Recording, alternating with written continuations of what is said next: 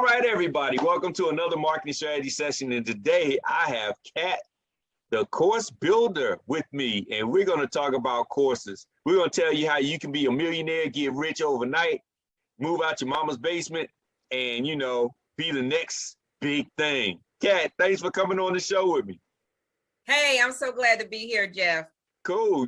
You have such an interesting story. And, you know, I love this topic. I love it because there's so many people out there that want to get into information marketing. They want to build a brand and authority. They get all of this advice and opinions from all these other people, but I want them to learn from somebody that's actually doing it, done it at a big level on not only a consumer side, but also a corporate side. So educated, inspirational, and really just in the trenches. Somebody's really doing it. So thanks for coming on. Let's talk about your story. It's so interesting.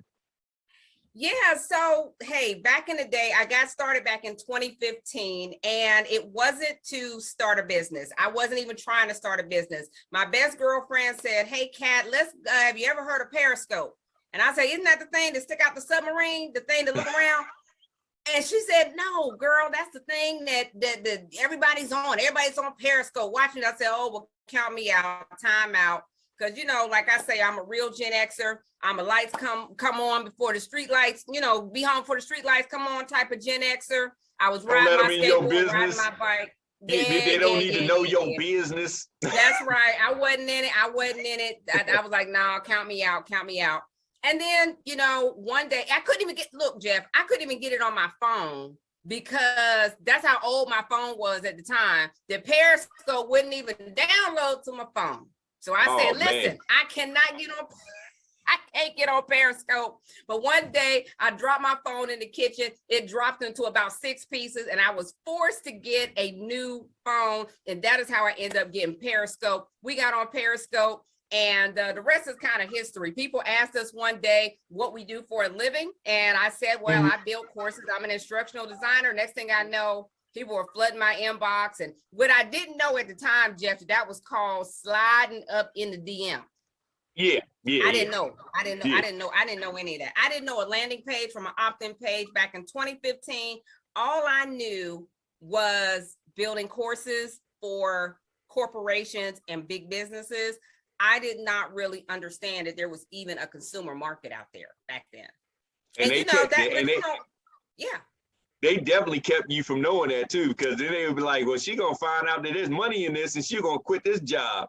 So we gonna keep her in the dark. What you say, I had no idea, but you know what? That's like a lot of people out there who are probably listening. They have no idea that what they do is going to set them free. It's going to be that thing that that makes them more money than they could have ever made in corporate.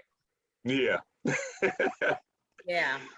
So I know they were like, once you start getting a little bit of popularity, all of a sudden, you know, in corporate America, see, it was funny, like you say, Gen Xers, we were taught that you don't supposed to be on your phone. You don't supposed to be on social. You know, these new Gen Zs and millennials, they come to work on their phone. They're on their phone all day. We were like, we can't answer the phone. I know it's the kids calling, but we can't answer the phone. They're going to get mad, you know. We're going to lose this good job. We're going to lose this good government job. Listen, that was me. I just didn't get it, Jeff. I did not get how people were making money from a phone.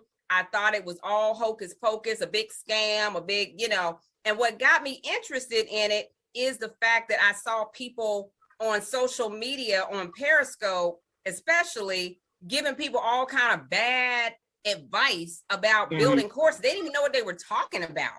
And I was like, this is crazy. So that's the thing that lit a fire under me to say, let me help some people. So I didn't go on to start a business. I didn't go on to make money. I didn't even know how to make money with it. I just went on because I was mad because people was giving course building a bad name and they were saying all kind of stupid stuff.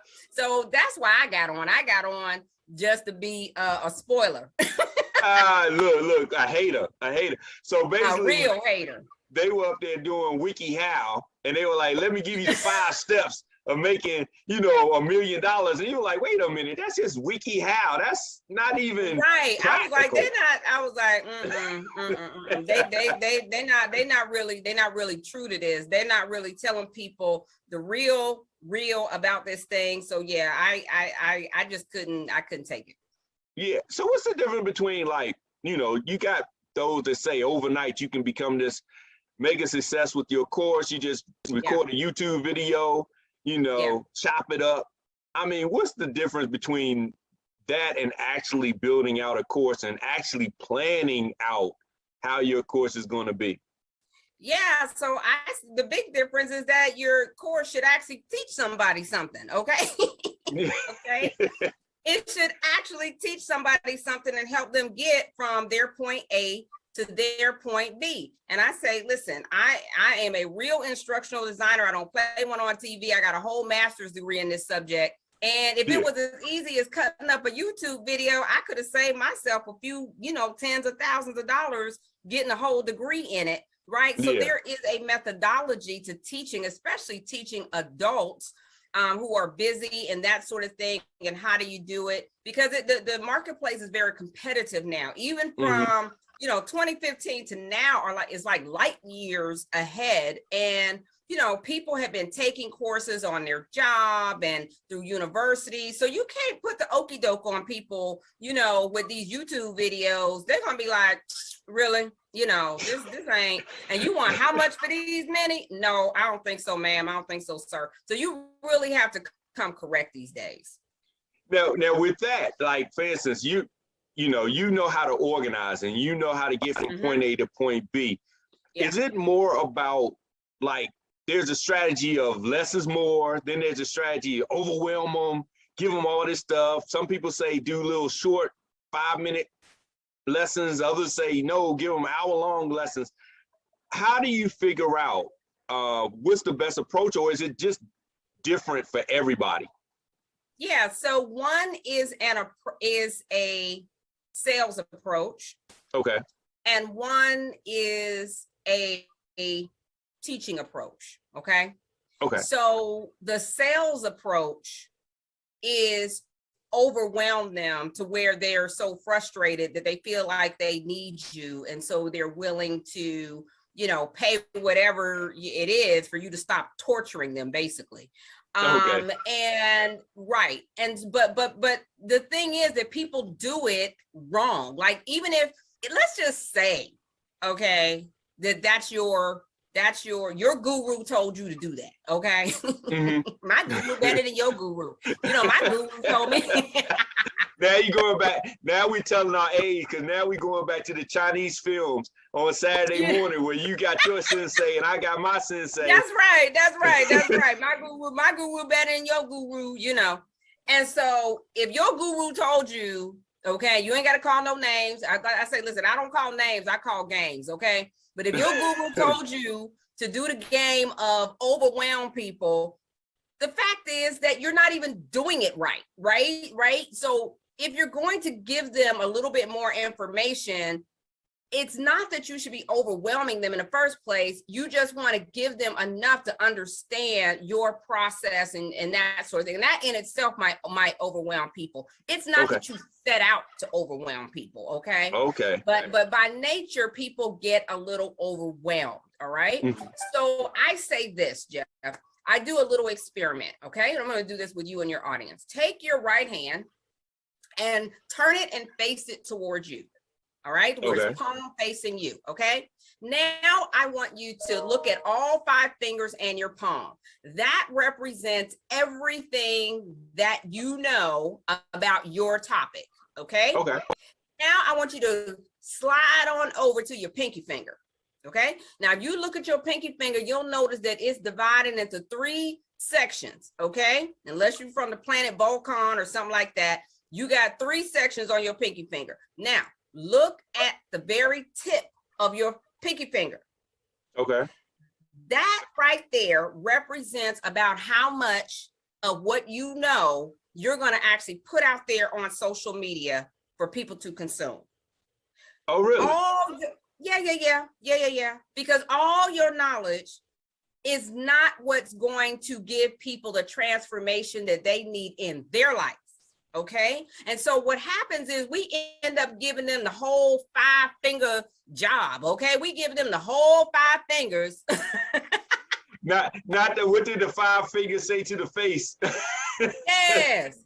That you give them the whole 5-finger discount, and they are overwhelmed. They don't care about all of these books I got in here about learning methodology and all. They could care less.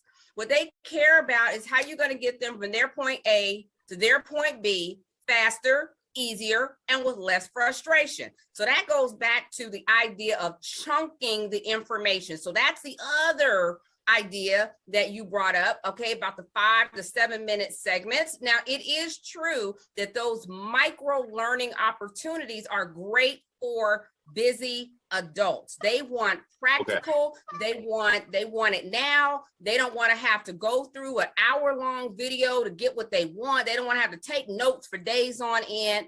They do want it in chunks. Okay, so that is how what you're going to put in your signature program or your course, the one that you're going to actually sell to them. You want it to be in bite-size, what I like to call snackable pieces that people can consume, understand, apply, and then move on to the next subject. And what that does for you, okay, is that allows you to actually teach them, and for them to actually feel like they learned from you instead of being fire hosed from you. Because here's the thing, if you want to be lazy and just give them a Zoom video that you did, because I hear that gurus are saying, just do a Zoom video, just do it live and put your 3-hour Zoom video in the course and then sell that, right? Yeah.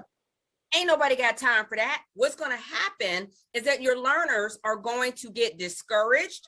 They are going to get tired of it, and they're not going to want to take the time to get through your 3-hour Zoom meeting. Okay, maybe the answer is buried in there somewhere, but who got time to try to find it? Okay, especially for the price point. So that is what I consider the very lazy way to do it. Okay, and if you don't know how to chunk your information in a way that people actually want to learn from it, then get with somebody who knows, who can help you. Okay. A real instructional designer, not one that plays one on TV. I heard that. I mean, and really at the end of the day, especially for most of us that are putting out information like that, it's about the results. So if your clients aren't getting results, it doesn't matter how much you know, because everybody wants to be that smart person in the room. I'm the smartest person in the room. Let me show you. But at the end of the day, if they're not getting results, it doesn't really matter. Well, I'm going to throw one else at you, Jeff. What about not just the smartest person in the room? I'm the richest person in the room. Oh, okay? I love that one. I'm the one that's making all the money. But what about the people who are actually taking your courses, who are in your programs, who are, hiring you to do these things? How they coming out? How they doing? I love that, because here's the one thing, and I'm getting with you on the hater, because I mean, you hear these people stacking this money on tables, talking about how rich they are. Let me show you my private plane, so forth and so on. But at the end of the day, especially if you're doing something to help somebody else transition, transform into something else, it's like, okay, so you have 100,000 followers, 1 million followers on Facebook, but this person has 0. And now you're trying to get them to get like you. You may have 100,000 followers just because you know a certain celebrity that shouted you out. Yeah, absolutely. That's the real secret, but you're not telling people that's the secret. Absolutely. Or the one we've all heard before. My dad gave me a measly little $1 million, and I had to make do with that. Okay. But most of us, our family combined, wouldn't give us $1 million, That's right. I don't have no rich uncle. When I started literally at 0. I had 0 followers. I had one little heart on Periscope. One little heart. You know how you get the little hearts? I had one little heart, and I had 0 followers. Okay. Yeah. And that's how I started anyway. Yeah. And but there is a way to grow your business authentically. And I was fortunate enough to honestly not know enough to know that you could scam the system. I didn't know the system enough to scam it. I mean, to be honest with you, okay? I really didn't. I didn't know. And so all I knew was get on there, tell the truth as you see it, help people, and see how that feels to you. See if that, see if that is something that is congruent with who you want to be and who you are, Yeah. Well, how do you work with or what advice would you give people as far as their approach or their voice? Because you've got introverts, you got extroverts, and they're going to approach it totally different. You got people that are quote unquote alpha. You got other people that are delta. So how do you deal with that when building a course? Because most people, they get a mentor and the mentor kind of says, sound like me. And you can tell who their mentor is because they sound just like them. So you're like, okay, that they must have taken this person's course because they sound just like them.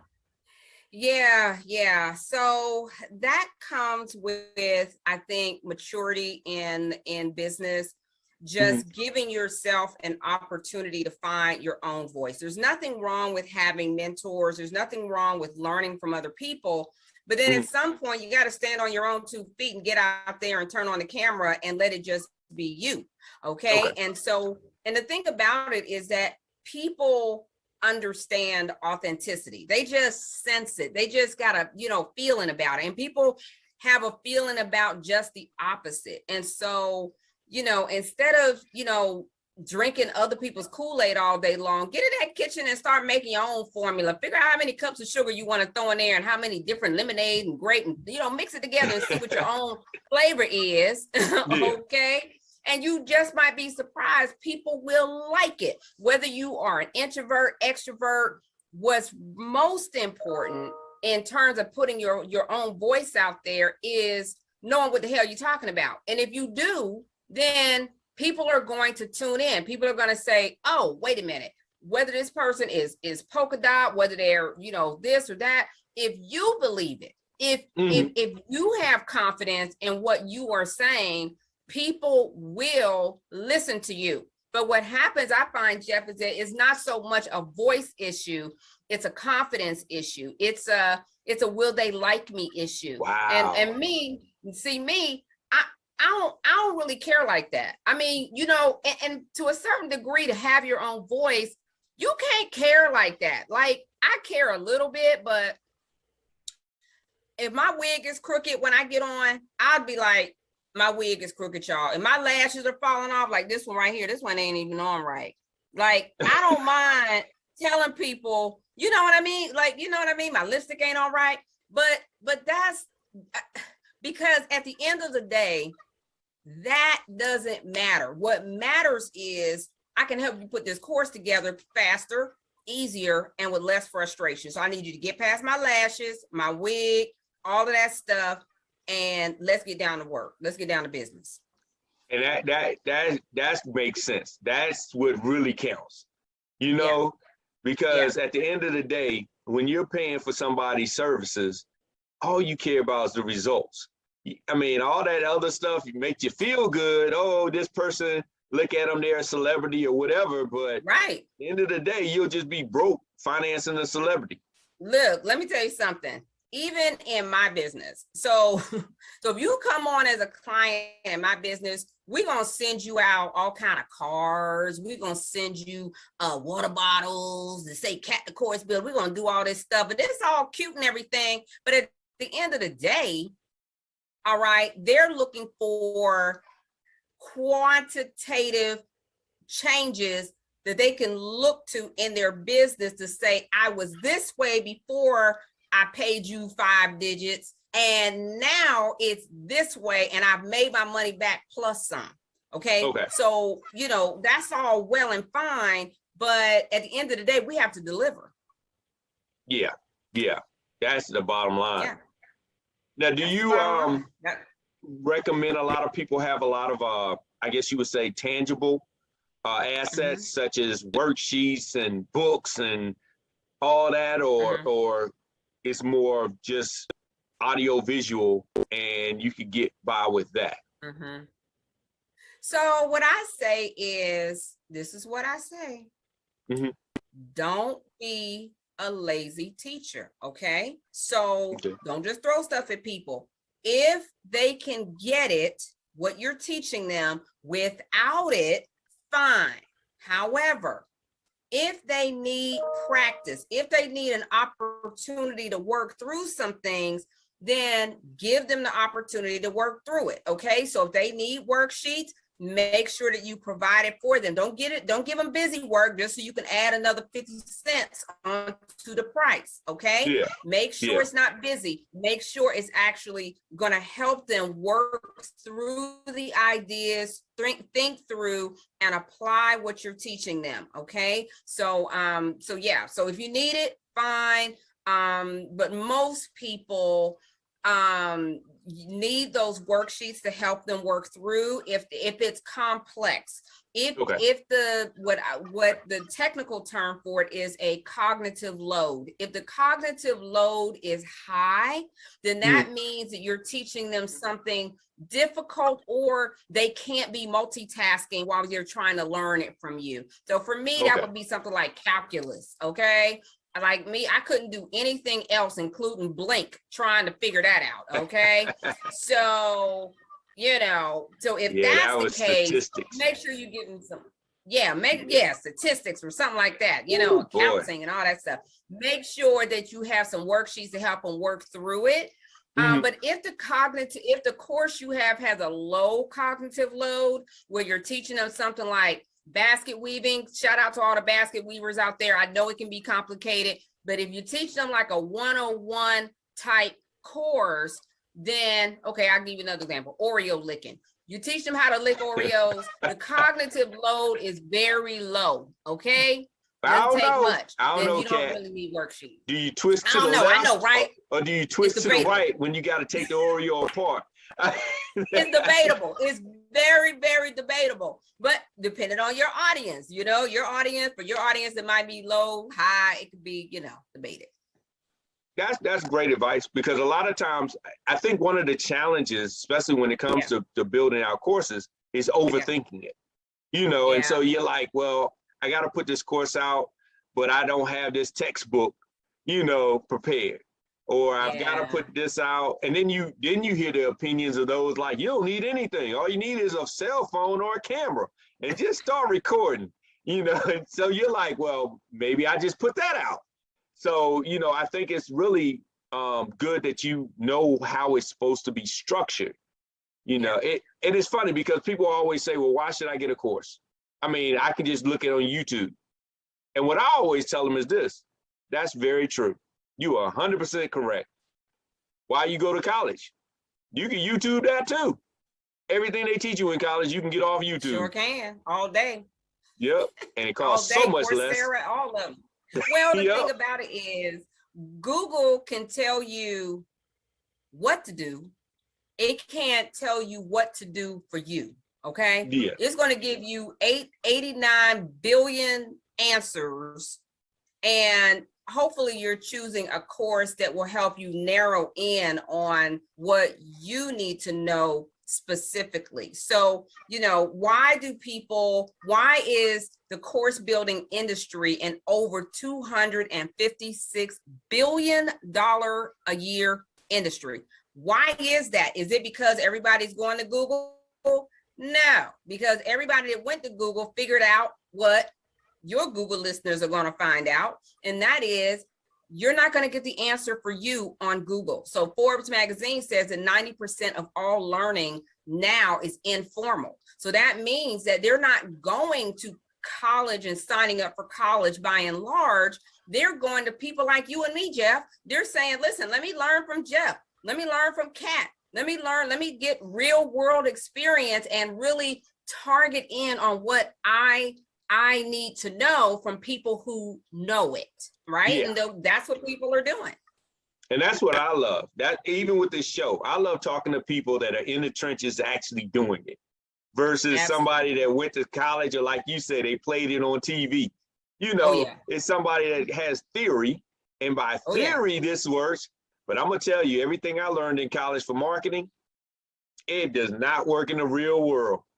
That's in a utopian Oh experience. yeah, in a perfect world, it works out brilliantly. Yeah, yeah. In the real world, it's like, yeah, that doesn't work. I'm gonna have to figure out And it something different. changes. That's the Yeah. that's the other thing, Jeff. It changes.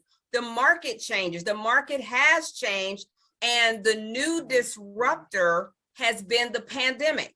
That is a disruptor in business, and people are trying to like, whoa, adjust, you know, to Yeah. this sea change that now where online business and teaching online and things like that, it used to be sort of optional, and that was for other people, that sort of thing, you know, but get a few months of not being able to sell, you know, phone cards out your trunk for a while, you gonna start teaching online and putting what you know online. You know, maybe for a month or two you could get away with it, but try 6 months, try 8, try 12, try 24.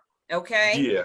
And that changes things. It has changed the game. And those who were already down that road, they were already ahead of the game. They beat everybody out. They were like, you know, they were already ready, you know, instead of trying to, oh Lord, let me figure out how to put my course online, you know.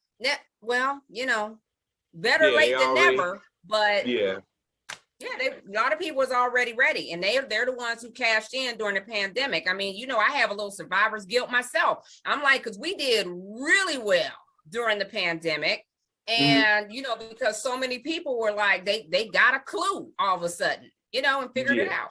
The necessity was there. Oh yeah, but, for sure. And I love the fact that you say the market changed. I mean, that's another thing in course building. People have these evergreen courses that work then, but the market's changed. And so what do you tell your clients and your students when it comes to thinking ahead or for, you know, predicting the future, you know, building your course with that in mind? Yeah, so I love what you said about evergreen courses, right? And so when you're thinking ahead and staying on trend with your consumers, the best way to do that is not to get lazy. Like, I cannot stress that enough. So people say, oh, I got an evergreen course. Let me just let it run and make money for me. Then all of a sudden one day it's not making no money for you, right?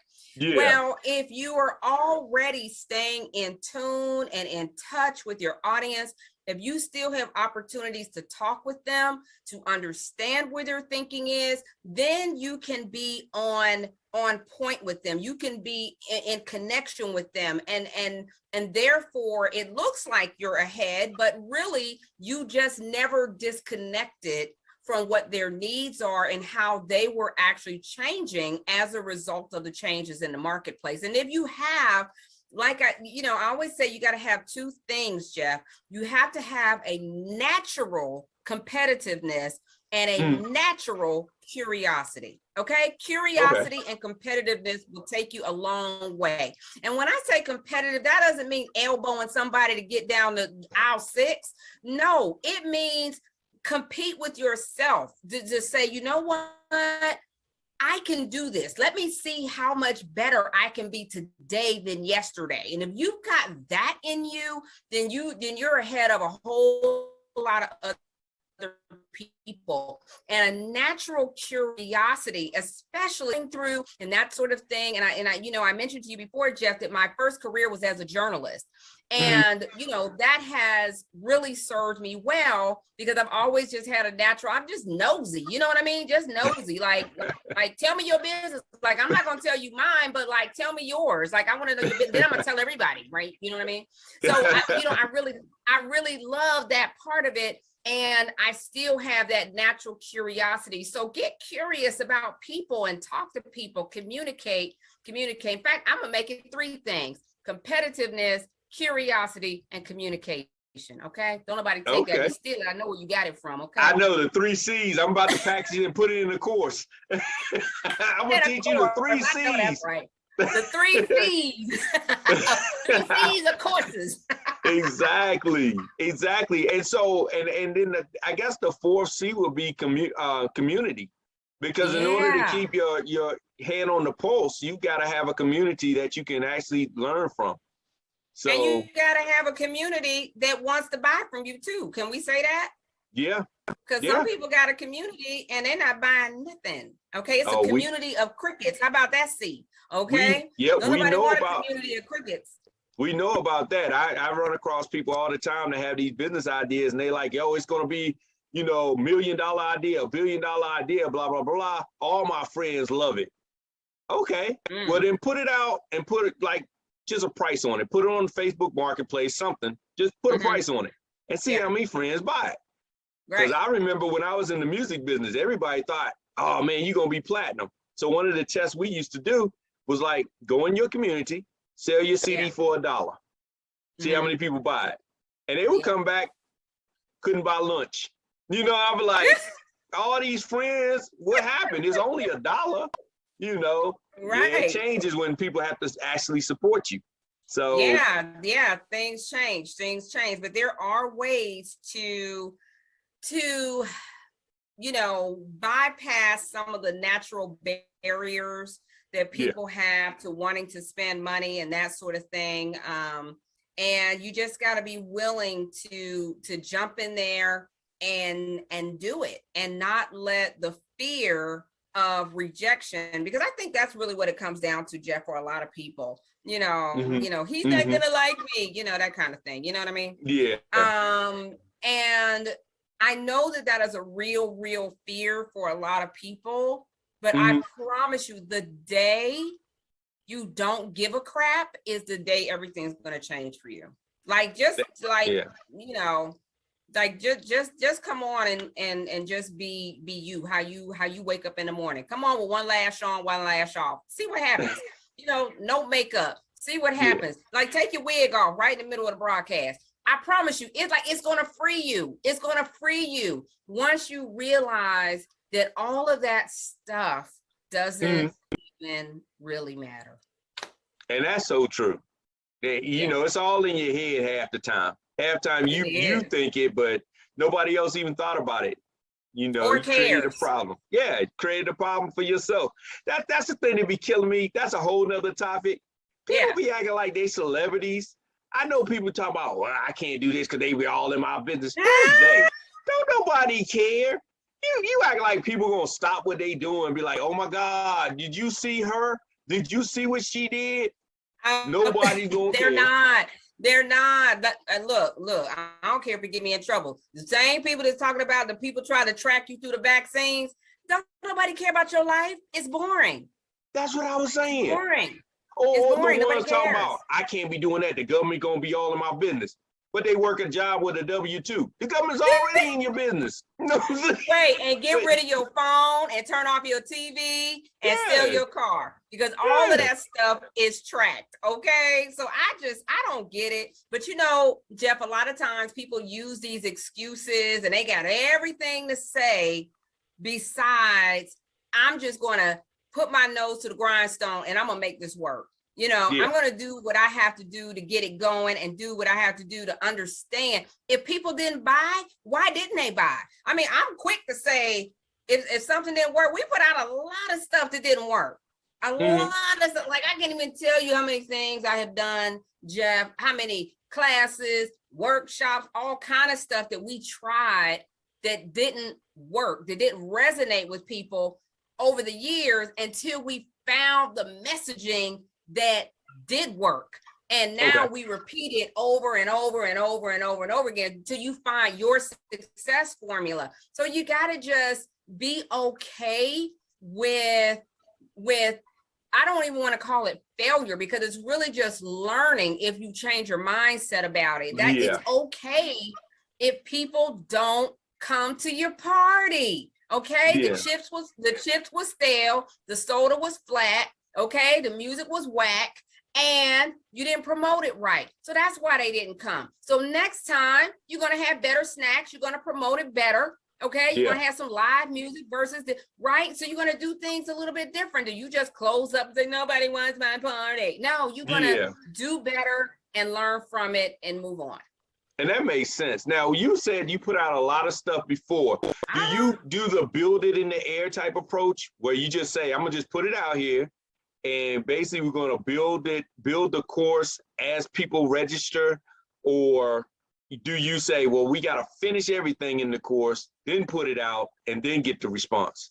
Great question. So the one approach that you're talking about is the beta approach, right? So I'm gonna put out a lesson and then I'm gonna see how people respond to it, and then I'll put out the next one, and then I'll put out the next one. Well, it'll give you some data, but here's what it won't do.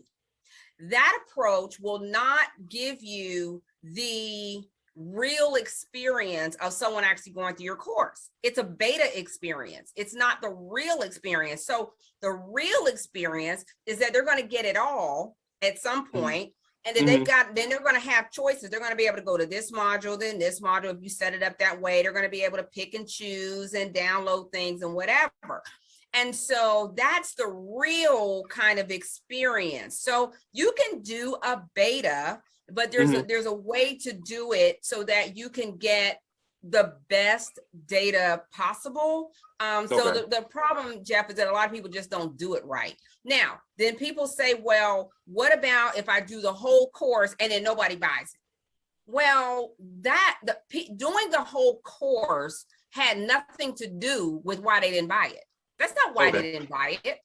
Okay, they didn't buy it because you didn't market it properly. Okay, so you didn't do what you needed to do to get them into the course. So don't be mad because you did a whole course. You know what I mean? Like, don't be mad after the fact. Be mad before the fact because you didn't plan it out properly. Okay, so that's why. And so if you're worried about wasting time, don't worry about wasting time, so to speak. Worry about, okay, am I setting this course up for the best level of success?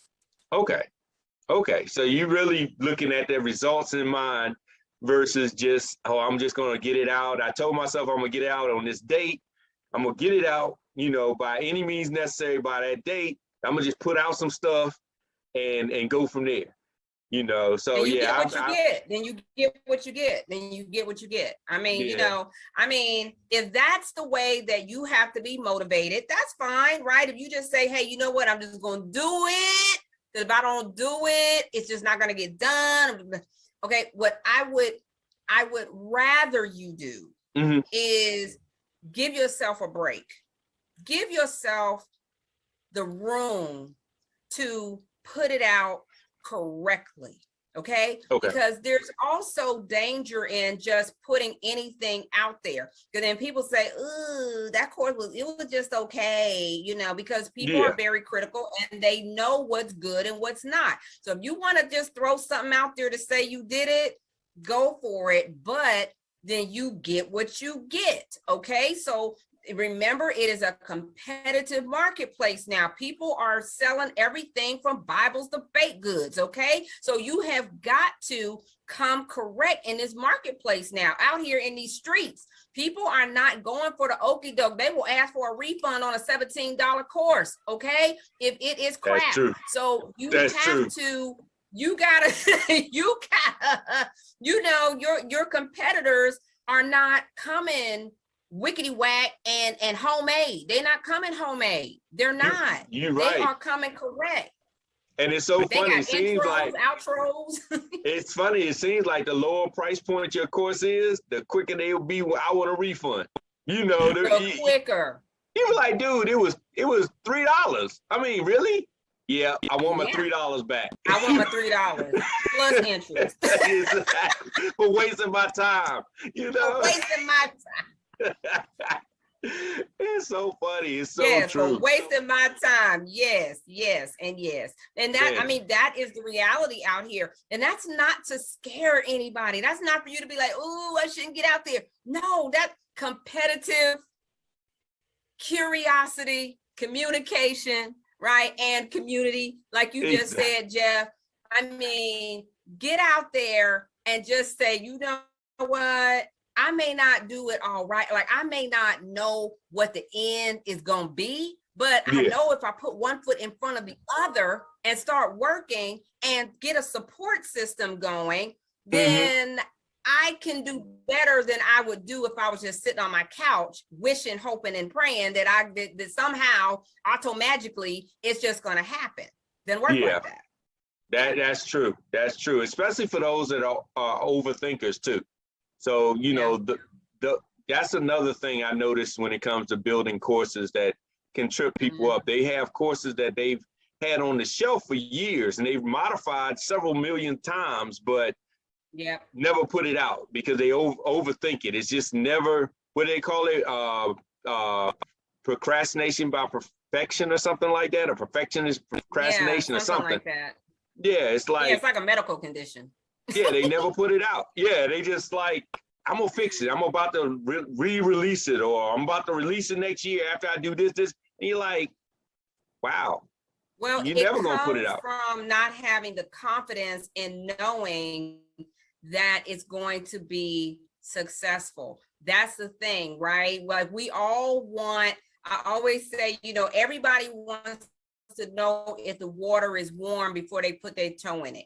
Everybody wants to know, you know, how's the water? You know, it's good to me, you know, but I don't know what it's, you know, but you know, everybody wants to know before they do it. And that's just not how it works, right? You got to get in there. You got to feel it for yourself. You got to get used to that water. And then you'll be able, next thing you know, you're doing the backstroke. Okay. So, you know, it's just a matter of just, you know, the overthinking is really just another, it's another delay tactic. It's another thing that will hold you back from, then it's going to be a month, then a month turns into several months, and several months turns into a year or 2 years. And next thing you know, everybody else is quitting their jobs, they're buying their dream homes, they're traveling the world, they're doing all this stuff, and you're still sitting there, you know, trying to dust off a dusty course from 2 years ago.